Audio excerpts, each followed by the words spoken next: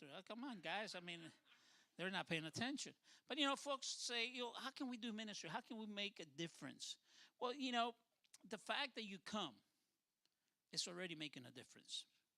Because when you come, when you're willing to leave the safety of home, leave family, take time away from work, from your vacation time, invest and come down.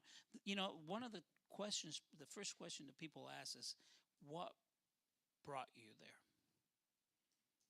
And that opens the door for you guys to tell your story. And the great thing about sharing your story is that it's your unique story. It's what God has done in your life. It's what Christ has done in your life. And you know what? No one can contradict that because it's yours. And that's what you're going to share. And people are going to be moved by the fact that they see the love of God that has brought you there to make a difference in their lives. So during the summer, we are hosting mission teams already this summer. I think for next year, we already got about 15 teams coming together throughout the year. Most likely, we're going to see somewhere around 20 to 25 teams. Most of our teams come to partner with a specific church. But we're also doing water ministry. We're doing medical teams. And all of the work we do is through the existing churches, because what we care about is projecting the Lord's church in the community, letting the community see the church, and through those relationships, hear the gospel. Crosspoint is here, and we could be there for the next 10 years. We serve in Nicaragua for 14 years, and then we kind of moved to Honduras. But those churches are going to be there long after we're gone.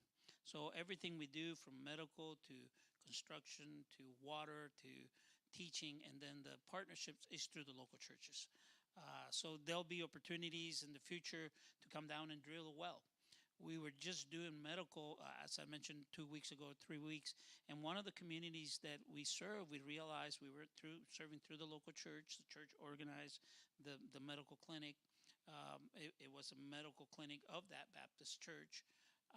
We found out, there's a group of kids came down, their fingernails were breaking off. And one of our doctors realized that's from arsenic in the water. It's contaminant. They're drinking water that's polluted with heavy metals. These were kids who are 7, 8, 9, 10 years old.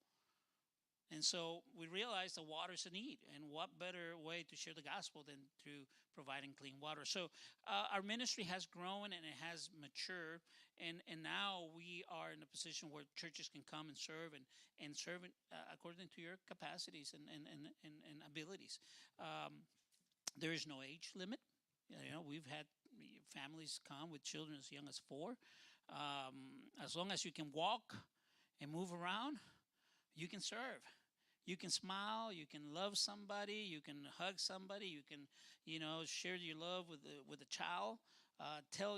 People say, well, Omar, I'm not a teacher, not an evangelist, I'm not a preacher, but you can sing. Some of our teams, participate in the worship. Some learn some Spanish songs. That's great. But like I said, and above all, is we all have a story. We sang tonight. And one of the songs talked about falling down before the throne. Every single one of us who have prayed to receive Christ, we will one day bow down before the throne. And I think about when I was singing that song, I thought about, okay, how are we going to present ourselves before the Lord? What have we done? What are we doing for His cause? Sometimes we can get caught up in the things of this world, and yes, we do need things in this world. You are going to need money. Without money, you can't eat, you can't live. You need to wear clothes, you need to go to school, you need to have a house. But those things one day will all be left behind. There are things that are eternal, and that is sometimes what we need to be thinking about as well. Then we sang that song about the goodness of God, and every single one of us can probably think of different moments in our lives where we have seen that goodness. And every single one of us in this place probably has thought about moments in our lives where Perhaps we were missing out on that goodness. But life is tough and there are challenges and difficulties, and that's a universal condition. But that is what also should push us. That should be our what drives us to share the gospel message with everyone around us. Because we know what makes a difference. Because we have experienced the goodness of God. And there is tons of people that are broken, that have no hope, that have never experienced the love of God here and abroad. One of the greatest joys in my life is seeing people come to that moment when they understand it, when they see the love of God for the first time, when they experience the goodness of God, and then you start seeing the change in their lives, and that's really what makes us continue to move forward, to share the gospel, to help these churches. We're serving in urban centers, and we're serving in rural areas. We're serving in places where, not everybody can go. We're going to some very remote villages. But what drives us to do this is we want people to experience that goodness of God. It's not just enough to sing about it, folks. We sing about it. That's great, but it stays right here. We got to tell people about his goodness. We got to share the goodness of God. We got to help people connect with that goodness of God. And that's not going to happen until we are willing to go. I just came from a church and they said, what is the one requirement to be a missionary? You guys know what that requirement is? I like what the pastor said. When we think about going on a mission trip, everybody's thinking about the money. Well, it's going to cost. You have to take time, and you have to do all this stuff and prepare for it. And then, you're going to go and leave your family and your friends. But he said, well, if you can go on a vacation, you can go on a mission trip. I thought about it. I like that. If God puts it in your heart, he will provide for it. This is what he's calling us to do. This is not.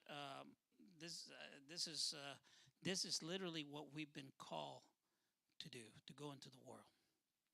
There's a verse that I want to share very brief with you, and then you guys have any questions about ministry, I love to be able to answer. And this is Romans chapter 10, verses 14 through 15. It says, "But how can they call on him to save them unless they believe in him? And how can they believe in him if they've never heard about him?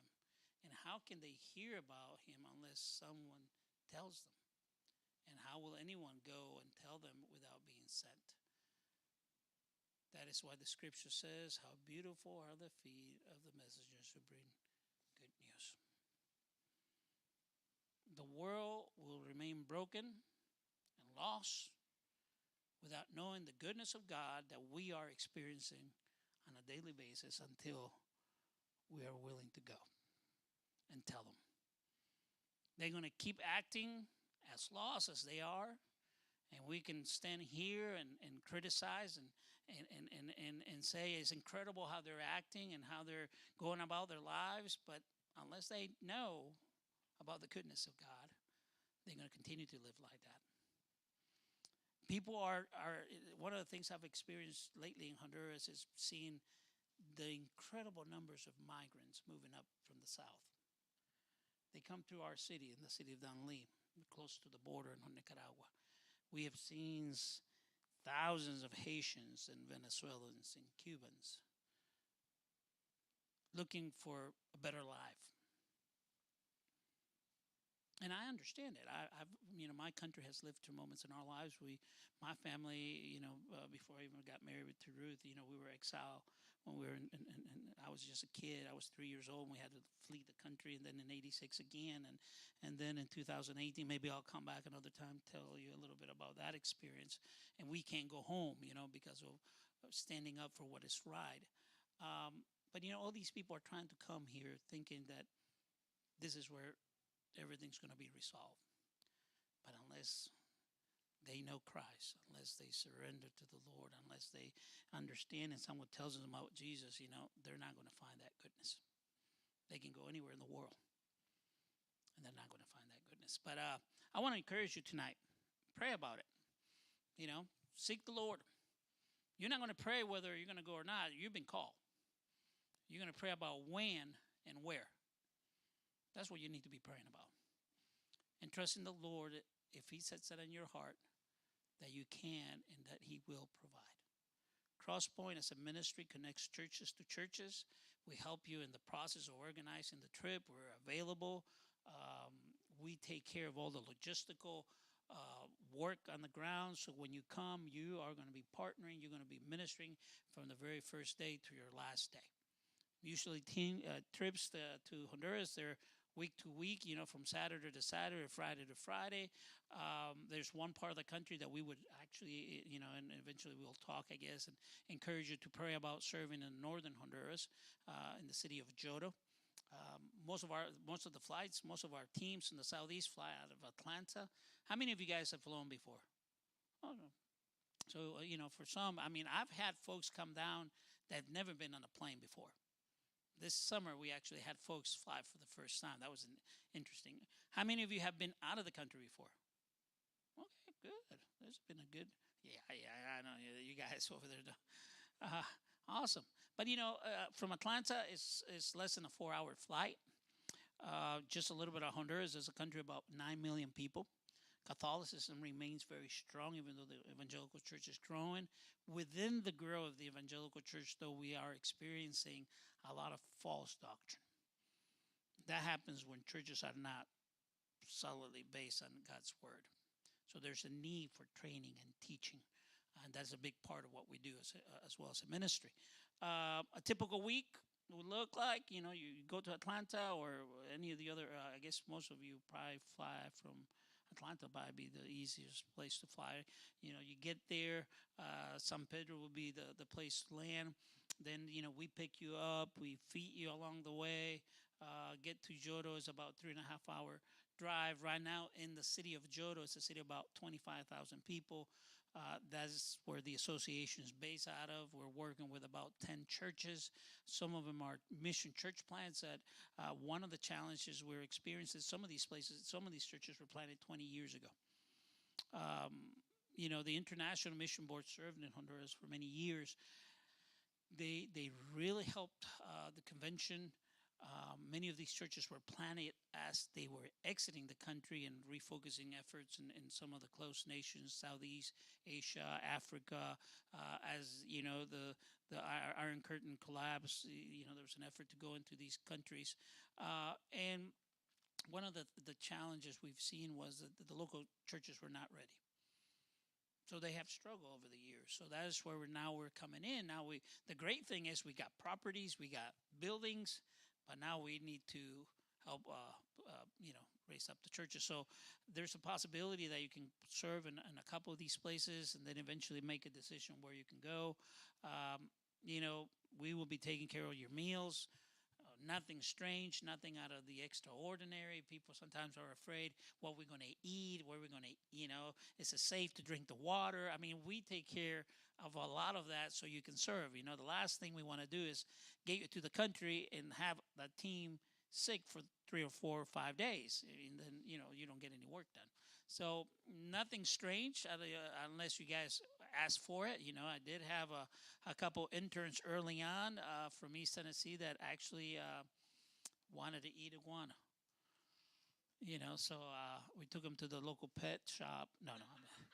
No, we took them to the market. We don't have iguanas as pets down there. They're everywhere, anywhere.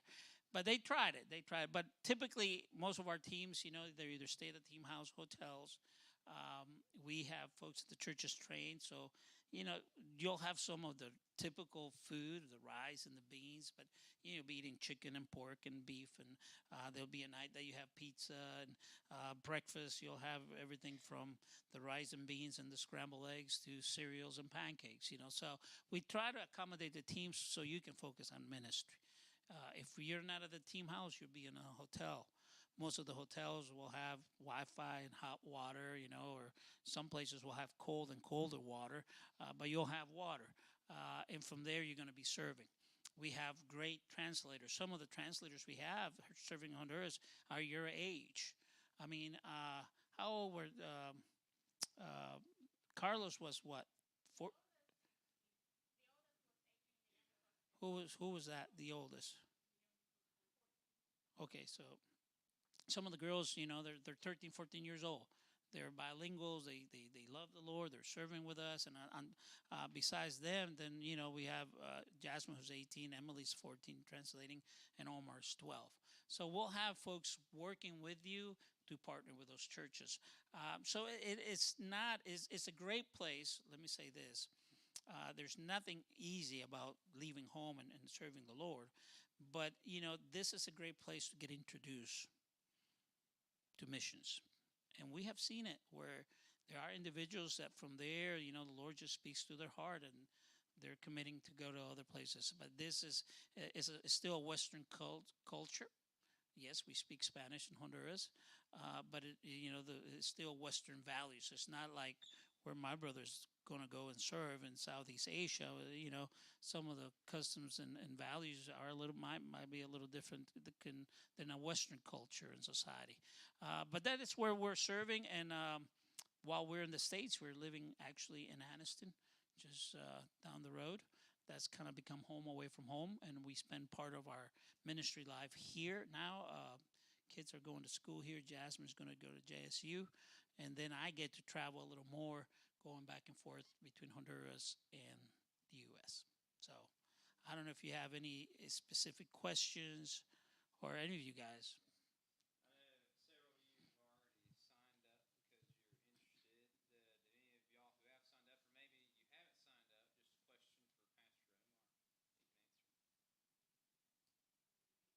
Ah, yes, sir. I was 12,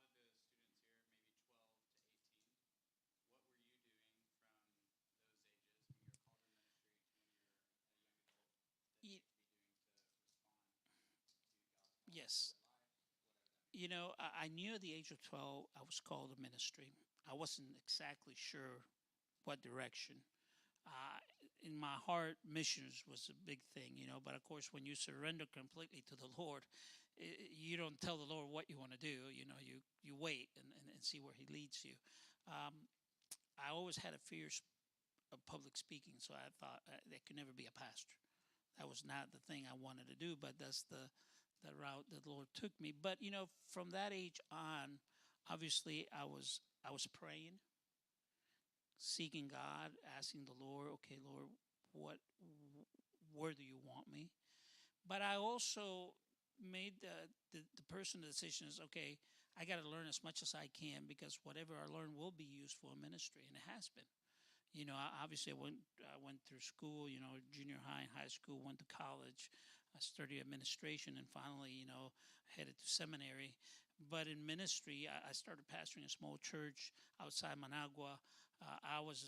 They never told me this. The convention called me one day and said, Omar, you got to go and take that church. Works a little different than here, where a church calls you. Down there, the convention, it says, okay, that's the church you're taking, and you go. I was the fifth pastor in 4 years. I tell you, it was a rough church, but God did great things, and I learned much there. But a lot of the things I've also learned along the way have been helpful in ministry. I've learned to do some electrical and plumbing and mechanical welding. Um, Everything that I have learned in life, even the basic trades, have been useful for ministry, and it has allowed me to connect with people. I'm not a great welder, but there's been occasions where I've gone into a shop and they're welding, and I'll get involved with those guys and start doing a little welding in the shop, and all of a sudden, a total stranger is no longer a stranger. Of course, in ministry, we do construction. We're putting up roofs and things like that. If I need to, I'll get up there and do some welding. Of course, the older I get, the less I try to do that because, it's just body doesn't respond as well as when I was 20 some years old. I'll be close to 50 now. I'm still going, but that is one of the things I did. And now I want to encourage you guys. Um, Learn the language. Learn the language. Because that just here at home, my family and I have been coming and going, and we have noticed just in the last couple of years, for example, here in Alabama, the Hispanic population growing. That's a mission field in itself. And look at it this way, you never know what God might do with a Hispanic family. We came to America when I was 11 and remained here 9 years, a year in Canada. And then, we had a little tiny church up in Michigan, took us in. That's where Dad prayed to receive the Lord. That's where I was baptized. That was the Lord called me to ministry. And then he took that family that learned the culture, learned the language, was loved by God and by a church family, and all of a sudden send us back home. So you never know what the Lord might do with, a family you might reach out to here in Aniana. But learn the language. Another thing you need to do is get your passport. I think every church member needs to have their passport. You can't say, Lord, here I am, if all of a sudden, you're not taking care of some of the basic things you can do on your own. Because we all have been called.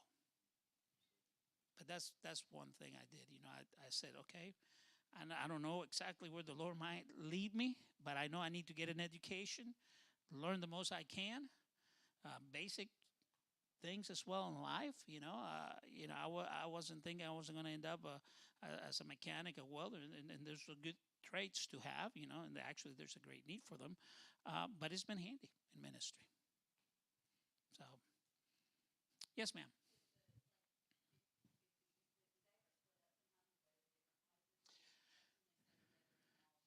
Well, for example, let's say you do have a partner church in the country that you're going to minister with.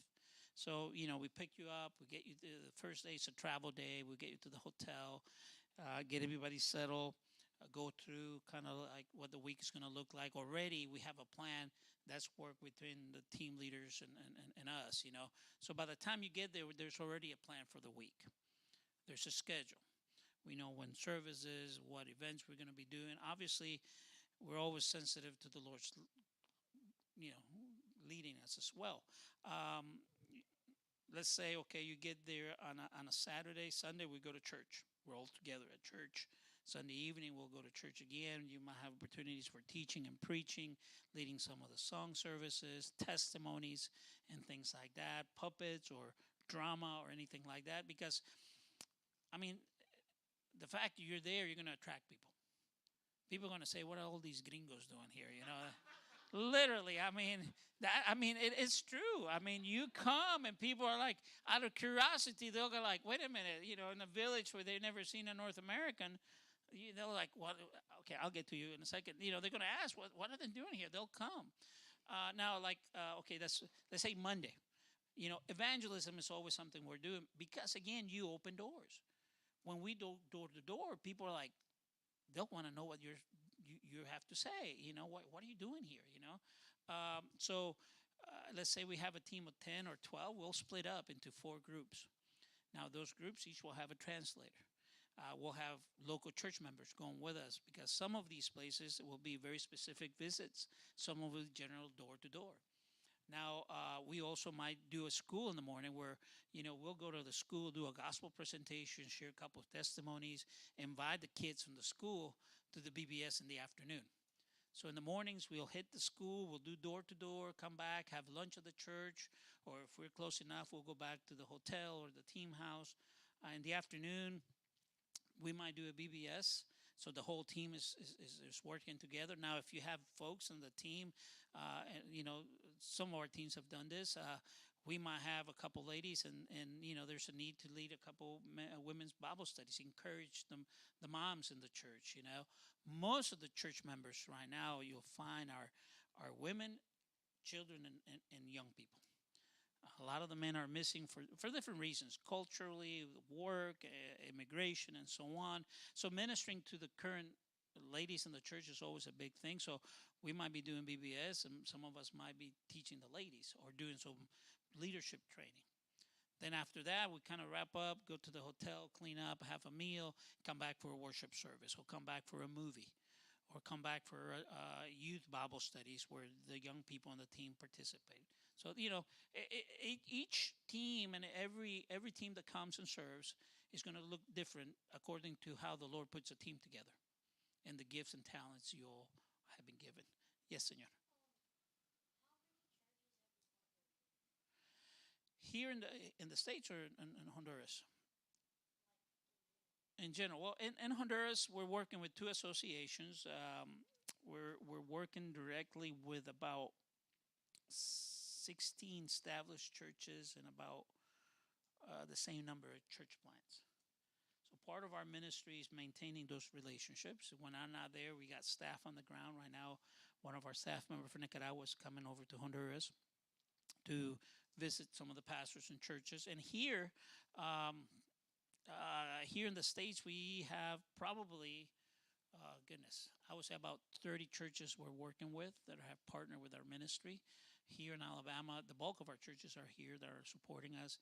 In Calhoun County, here in Aniana, we have worked with Union Hill. We're trying to reconnect with them. You know, we certainly miss Brother Bill. He was a great friend of ours, and you know, we know he's with the Lord, but that was hard to see him go. We got churches now that we're building a relationship in I guess Talladega County and Dothan, and then you know a couple other states. So we have about 30 some churches working with us, and that's kind of growing, especially as we're doing. Were you going to ask a question? As we're going to do also water ministry, hopefully here in the spring, and start drilling wells. Yes.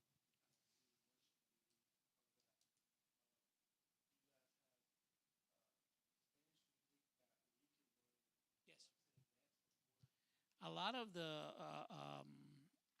um, contemporary songs, some of the songs.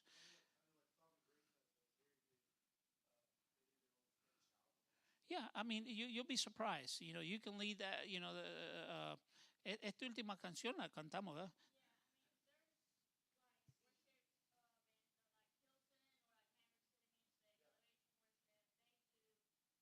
A lot in Spanish. Yeah.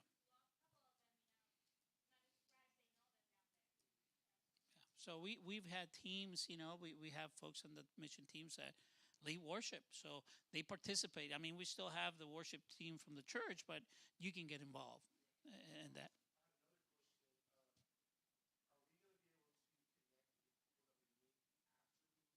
Yes, we encourage that. Now, what we officially, let's say you partner with a church, the official communication is always through the ministry for a couple of reasons. Not that we like to control the relationship, but we like to filter. One of the challenges is that there's incredible amount of needs on the ground, and we are trying to and being sensitive not to create dependency. So you know, if you open that door, you know it'll be a flood. So what we try to do is help churches, you know, filter. Okay, is that really a need or a want? Can you take care of this? Or can we take care of part of this and then turn to our partner for you know additional support? So we help the churches there and here, because here too, you know, we go down there and all of a sudden you're looking at what they're living and their circumstances, and you think we need to take care of all this. We can do it. We have the resources. Well, you know, sometimes that doesn't help. So we try to, you know, when it comes to the relationship with the churches and the partnership. But, you know, I mean, even nowadays, you know, back when I started doing this 20 years ago, we didn't have social media.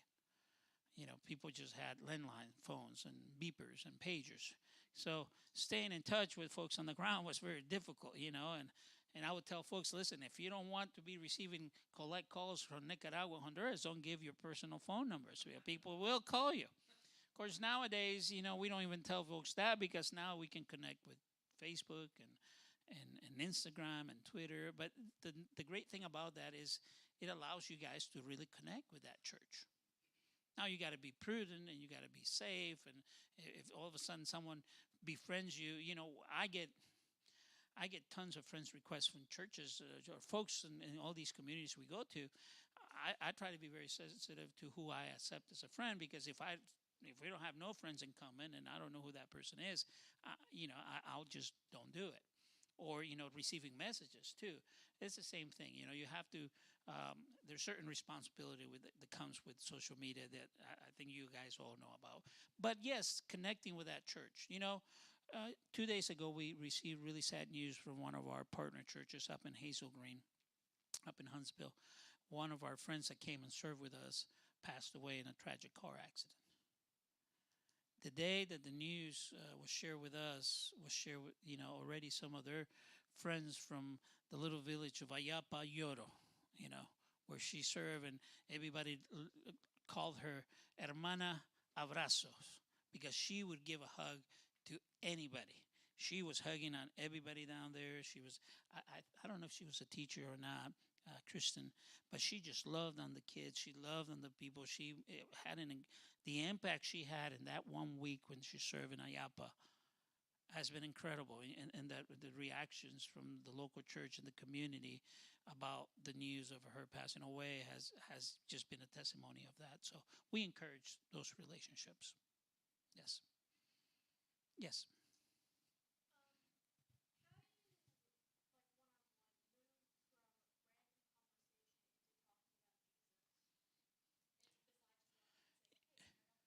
Yeah.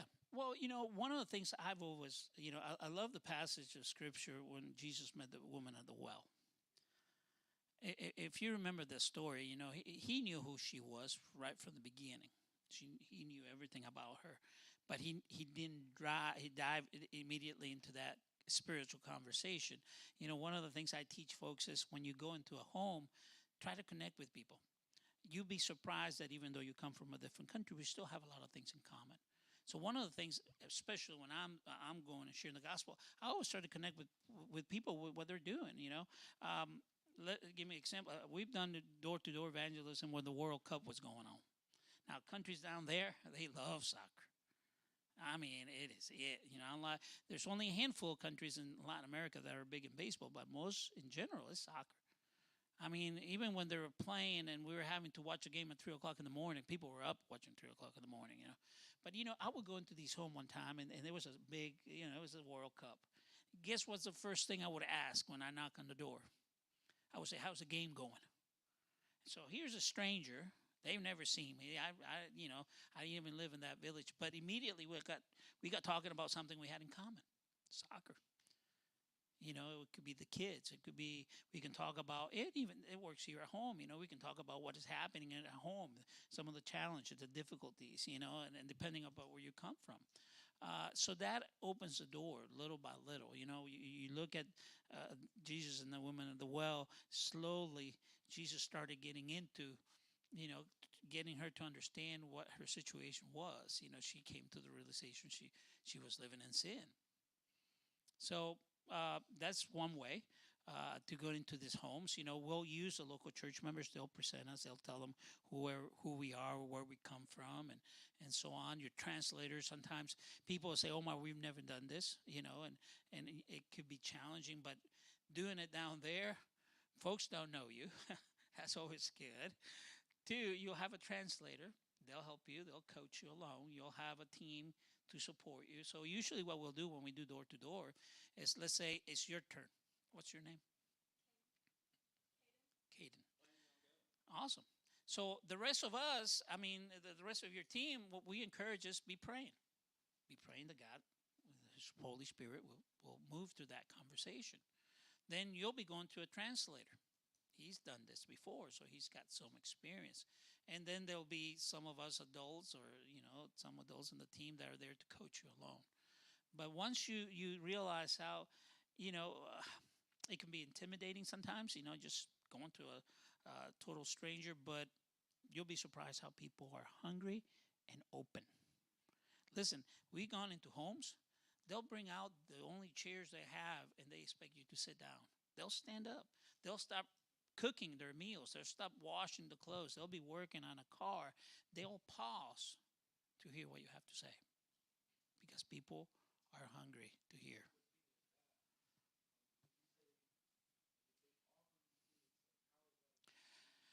We people say, can we eat this? I always tell them you can eat it once.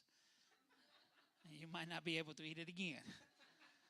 Now we work with the local churches and help them understand why you can't eat certain things, so that people are not offended. As we go out, you'll be, again, our staff, the church members already know, so they'll help you kind of not get into a very awkward situation if someone offers you something. A lot of the times, what really is going to make you sick is obviously uncooked foods, the water. That's a big thing. So now, if someone pulls a Coca Cola and they're not going to put any ice on it and something like that, that's okay. But if they put ice on it, that's where you get in trouble. So, our translators and church members will help you, uh, not get into a situation where you feel that you have to eat something. And we're constantly reminding folks, that's part of our job as we walk with you during the week, is just helping you avoid some of those situations, because again, I see it as a issue of stewardship. I'm not being a good steward, a good administrator of this opportunity the Lord has given me of having a team on the ground. If half of you are sick for half of the week, now sometimes we will. I mean, that's just it happens here. I've been on the road times and stop in a gas station. You think you're gonna you eat something, and all of a sudden your stomach starts making funny noises. It's like, but we kind of work with the local churches to avoid that. We're constantly watching out. That we take that very seriously in our ministry of taking care of the team. I mean, the responsibility once the team is on the ground, it's my responsibility to get you through the week and back home. And we'll watch, because again, I see it from that perspective. I want you to be, you're going to have a safe place to stay. You're going to have good food to eat. There's going to be plenty of clean water, good translators, good transportation. Not because we want to shield you away from the challenges. I mean, it's still going to be long days. Breakfast will start at 7, and we'll be done ministry at 7, 8 o'clock at night. Sometimes, and then you get back to the team house or the hotel, share time, and try to get materials for BBS going. It's a long day, so that's why we'll take care of so many of the other things. Yes, sir.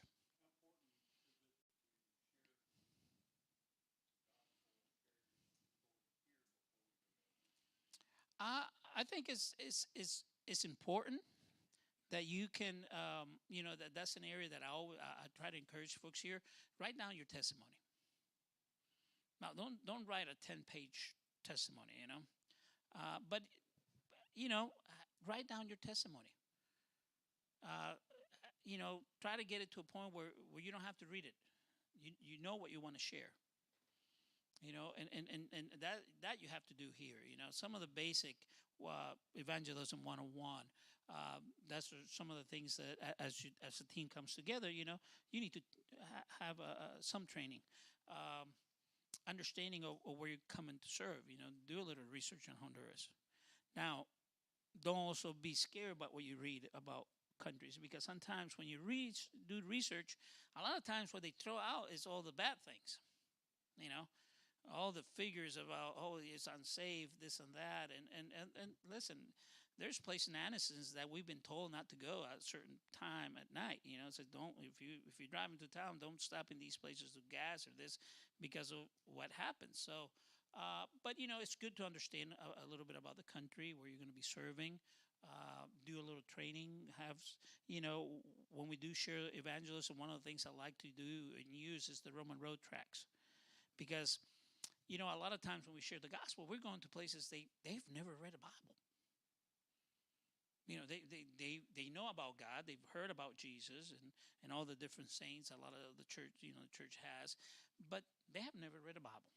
So if you start throwing out all these Bible verses and all this fancy, words that they have no idea what it means, it can confuse someone or be overwhelming. So, Roman track, have a track, or it could be another, but try to keep it to where, wherever we go, we're going to use the same material, same type of gospel presentation. And now with your story, the great thing about, like I said, is your story of what God has done in your life. No one can contradict that. So sharing your personal testimony is great. Yeah. So, but, I'm looking forward to serving together, and I guess we need to coordinate and look at dates and where we could go. I'll be available. We're living in Aniston. If you have a team meeting eventually and we need to come up, I'm available. Guys, just I want to encourage you. I'm encouraged already from what I hear about what God is doing through the church here. It's awesome. But you can also make a difference beyond Aniana, the county, the state, the world. So, thank you. Thank you. So just to give you a picture of kind of what we're going to be doing there, I pull the cup